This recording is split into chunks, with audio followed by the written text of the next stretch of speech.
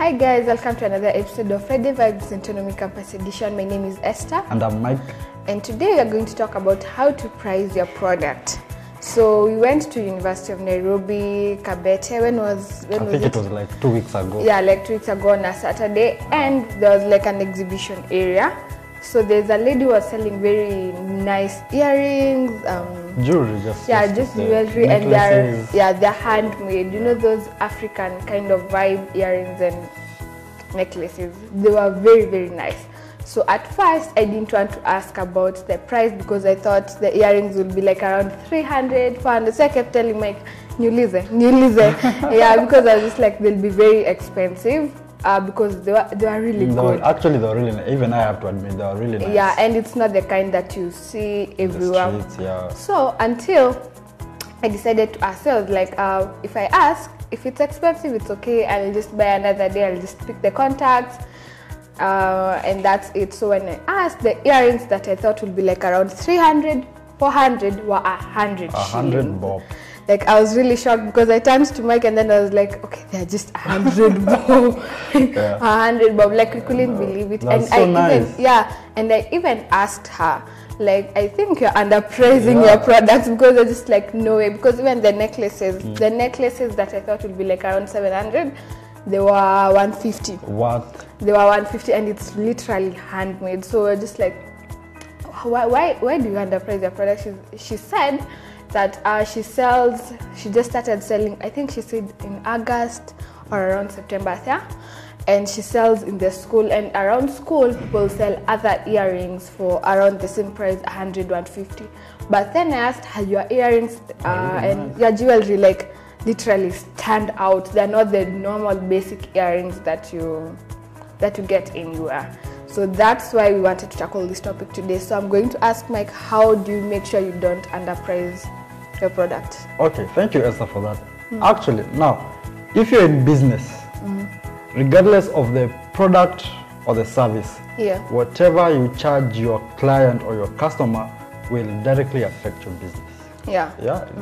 Regardless of what product it is, what service it is, how much you charge your client or customer will affect the bottom line of your business. All right. Now, when it comes to pricing your product or your service, first thing to consider always is the cost.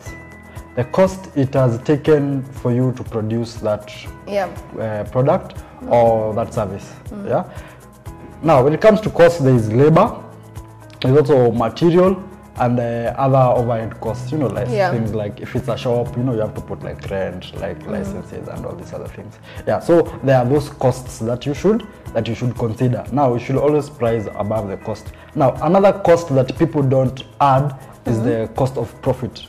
You know, so you're also supposed to add profit up there, the profit that you expect, and then now you charge the price. The product. So you said it's very important to like look at the profit. So is it when deciding the profit, it's the amount that you desire to get? The amount that you desire to get. What if you desire to get like a huge amount, but then you see, like, for example, people won't be able to afford their product? How do you know, like, compromise and come a bit? Let's give an example of the lady who was selling the jewelry. Let's give an example of the earrings. Let's say it costs like 50 bob to buy what? To buy the materials. You know? The rings, what else? She had rings, necklaces. The material to buy the rings, the fabric, you get. Now, it's probably 50 bob, and then she also has to the amount of time she spent and also the effort she took. Now, if let's say she puts it at 70 bob, you get. So 50 bob for the material and 20 bob for the time and her effort. Now, and then she sells at 100. That means that her profit is 30 bob. Now, if she wanted probably like a profit of 50 bob, she would have added that as a cost as well. All right, so let's talk about competition. She said she considers those who are in school and the fact that they sell at 100 bob. However, on the internet, like Instagram shops, this kind of jewelry goes for like the earrings 400, 500, and the necklaces even 1,000 plus. So would you say that she hasn't done her research on where to sell her product, or is she, how do I say, is she just like considering herself as just starting out and she doesn't want to go big? Thank you, actually, because you are taking me to my other point. Okay. The other point to consider when you're pricing your product is research. You have to do market research. Yeah. First of all, how much are people willing to buy your product or your service? Like how much were you willing to buy those earrings? I would have bought them for 300 or 400. But you are being sold at 100. So that is one thing you should always do, some market research. How much are people willing to buy? And also look at what the competition is doing. How much do other people charge for the same kind of product? Yeah. Yes. And also you should also look at things like where you are, and also do research on who your target is. Now, probably for her, she was just targeting guys in school, but I would challenge her to do more and maybe come up with, you know, other ways of selling to other people, not just people in school. Yeah, because I actually thought that she's like really limiting herself to just like the school guys, like the school environment. Also, she said, I remember now, she said one thing that like if she goes to sell in another location where it's not students, she'll sell at a higher price. So now it prompted me to think, so in school she sells, for example, at 100. If she'll go somewhere else, she sells at 300. What if these people get to actually meet, or in some kind of way get wind that we were sold the same product by someone at 2 different costs?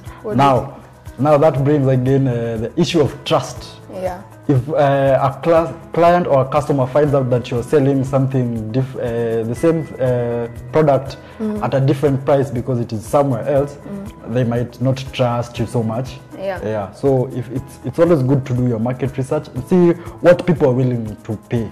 You see, I am so sure that those earrings, those necklaces, even if it's school, guys are willing to pay at least even 200. Yeah, for sure. So that brings me to my last question, or rather it's tied together, because now she has 2 options, because now if she starts selling in another location, she'll sell at a higher price. So which one should she go for? Sell at a higher price to both markets, or sell at a lower price to both kinds? Now again, she has to do her research. If she wants to sell at a lower price to guys in school, she has to make sure that she sells like a lot. So that yes, a lot of jewelry, so that she makes money. Yeah.